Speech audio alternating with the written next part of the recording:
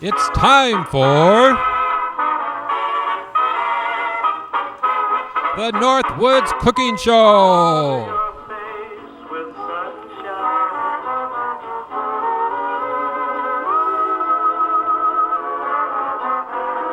Starring Uncle Roy and Miss Callie, the troublemaking dog.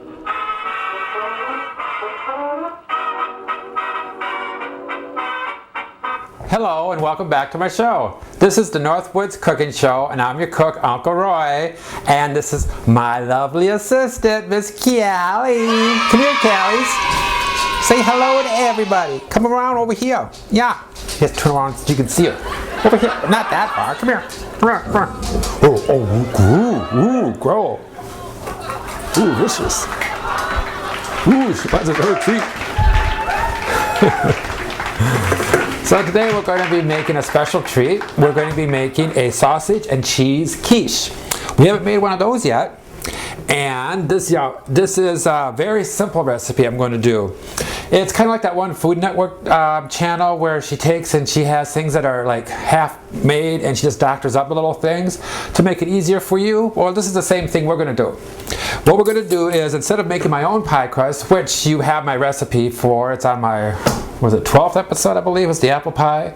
And that crust works just as great too. But when you don't have time to make a crust, you can just buy the frozen kind.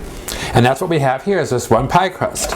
And now we just let this sit out at the room temperature for about 10 minutes. And now we're going to take a knife and just slash in a few little holes on the bottom of the crust. And just a couple along the side, just with the tip of the knife. We don't want to cut in a lot to make it fall apart. We just want to get these air holes in, because we're going to take and pre-bake the pie shell for 10 minutes at 350 degrees. And we just pop that in the oven, and we'll take that out in 10 minutes. And now our pie crust is done. Oh, it's nice and getting just a light brown. You just want to take and have this slightly baked, like I said, 10 minutes. And the reason behind that is we want a crispier, firmer crust. We don't want it to get too soggy. So you need to pre-bake it just for 10 minutes at 350 degrees. That's simple enough. Now for our filling, we're going to take and do a sausage and cheese. And I happen to have some leftover breakfast sausages. I got some patties and links, and I was like, well, what's a good way to get rid of them? Well, you want to smell them first. Just make sure that they're not spoiled. And I know they're not, I just made them. But you never know, because sometimes you forget how long you have them in the fridge. And you always want to take and check your meat first. And sausage is kind of hard to spoil because it's already pre-cooked. But we're going to take this. Oh, she's down here, look at her. Whenever I get this cutting board out, it's like chopping away at that noise. She comes running. So we're going to take our leftover sausage. This is already baked. You want to make sure it's pre-cooked sausage too, not raw. That's going to change your recipe completely different, because then you end up with all that grease in there and it'll get all runny, and we don't want that. So these are the leftover patties and the leftover links that I had, and we're just going to sprinkle these around in the bottom of the pie shell. And I got like about 3 of each or so. Just enough to cover up the bottom. You don't want to heap it over. Well, it depends on how much meat you want, you know, whatever you're hungry for. But just enough to cover up the bottom a little bit. And then we're going to put on our shredded cheddar cheese.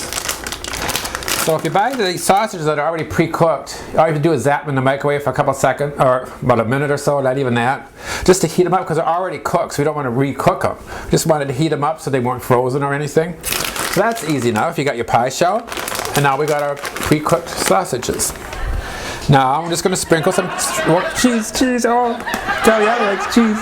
No. I don't know why, but dogs love cheese. All the dogs I've ever had growing up as kids, they all love cheese. Anyway, so we'll just put the sausages on the bottom, and we're going to sprinkle this with cheddar cheese. Now, I keep dropping crumbs and Kelly's right there to wait for him.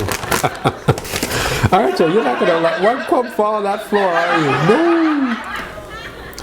So that's probably like about a half a cup of cheese, third of a cup. You know, it all depends on your preference too. And now for the filling itself, we're going to take and put in 6 eggs.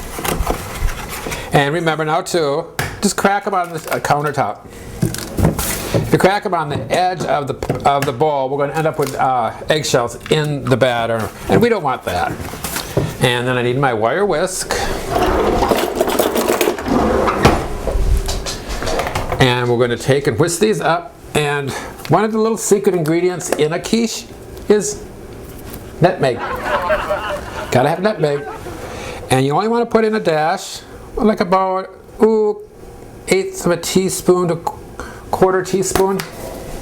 You don't want an overpower taste of nutmeg. And these are the most wonderful things to have. These immersion ones. Look at Callie, Uncle Roy got a new toy. Look at new toy. Every time I plug in something, I don't know what, she's scared to death. So we just take and put this in here and just go up and down a little bit just to get it all mixed up completely. And like I said, we have that titch of nutmeg in there. And now we also need to put in a little titch of salt. Remember, like I always use the kosher salt. And I'm going to put in about 1/4 teaspoon of that. And then I also have heavy cream, which is whipping cream. And we're going to pour in, not a lot. We don't want to thin out the eggs, but we want it to be, we want this heavy fat in here mixed in with the eggs so we don't have a dry quiche. And I'm just pouring this freehand, but it's about 2 tablespoons. And then we just take and pour this right over the top of your cheese and sausage. Now for the quiche, you can have any flavors you want to. It's endless what kind of quiche you want. It all depends, you know, what you have to work with in the refrigerator, what's available seasonal if you want to do vegetables. Great one is fresh tomatoes in chunks with fresh basil diced into that. That's wonderful. And then instead of cheddar cheese, you use mozzarella cheese. That's a wonderful combination. You can do fresh spinach or frozen spinach with feta cheese. Oh gosh, what a broccoli in there and cheese. Asparagus is really good too in the spring when it's available. And the cookie sheet, you know, if I said before, I don't have any edges on the pan because that absorbs heat when you do have those edges. And we don't want to burn the quiche, we just want to cook it. And I put the parchment paper on that too, and that helps to prevent it from burning. Be careful, Callie, I don't want to fall, go to trips, no. What's that? Look. Isn't that pretty? Look at that. See? Snip and snip. And then we'll put this into the oven. Now the oven's still going, it's at 350 degrees. And we'll put this into the oven for approximately 20 to 25 minutes.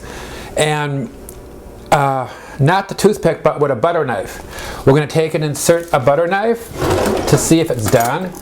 And this is just like when you make a pumpkin pie. It's the same thing. We'll put this into the center and pull it out. And if it comes out clean, then our quiche is done. So now I'll put this into the oven. I don't want to burn your nose. No. Careful, hot. Don't want to burn you.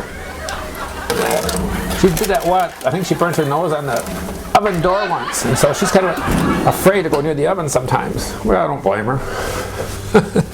Poor girl. So we'll just set this for 20 minutes. And then we'll check it, and if we need to go longer, then we can do another 5 or so. I don't think she's getting, tired. Yeah. She was out running around today. Now she's tired. Put her ready to take a naps. Yeah, her eyes are heavy. Yeah.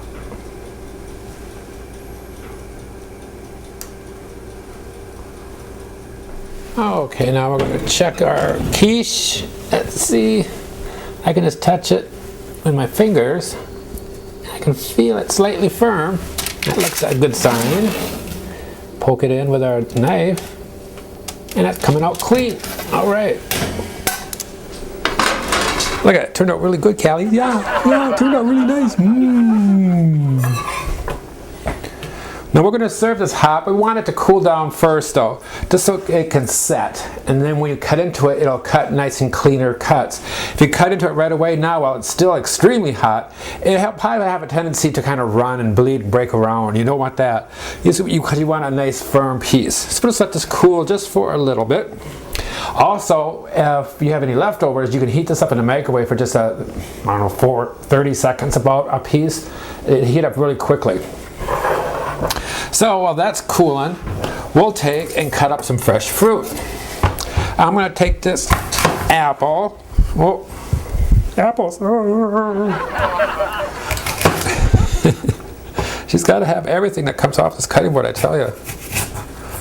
You're helping, aren't you? Yeah, you are. Yeah, I can tell.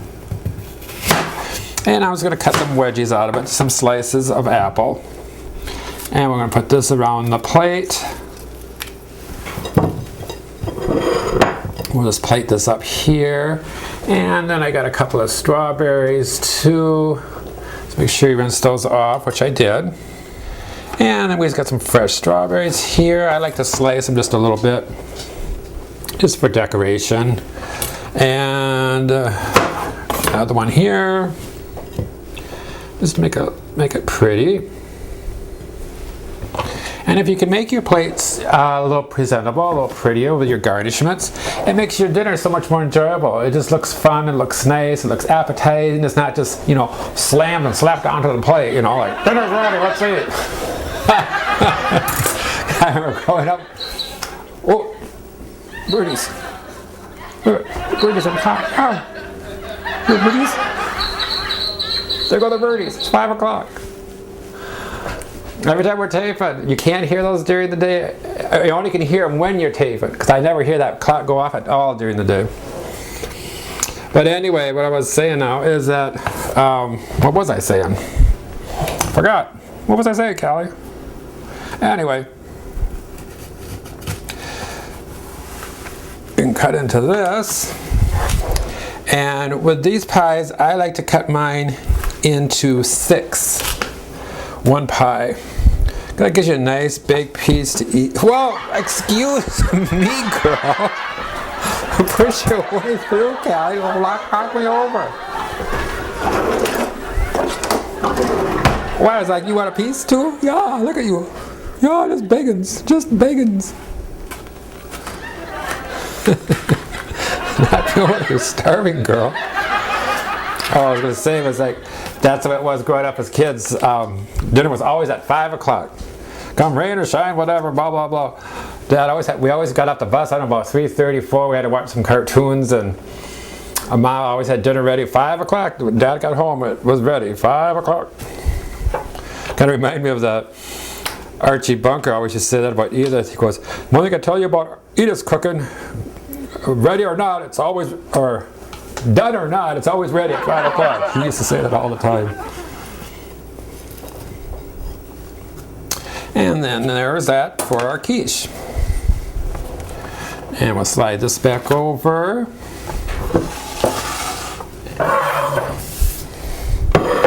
And I'll get a close-up shot of that. There, and this is our sausage and cheddar cheese quiche. Isn't that beautiful?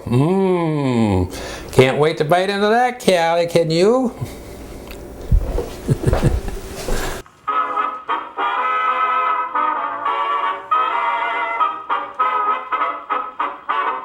Powder your face with sunshine.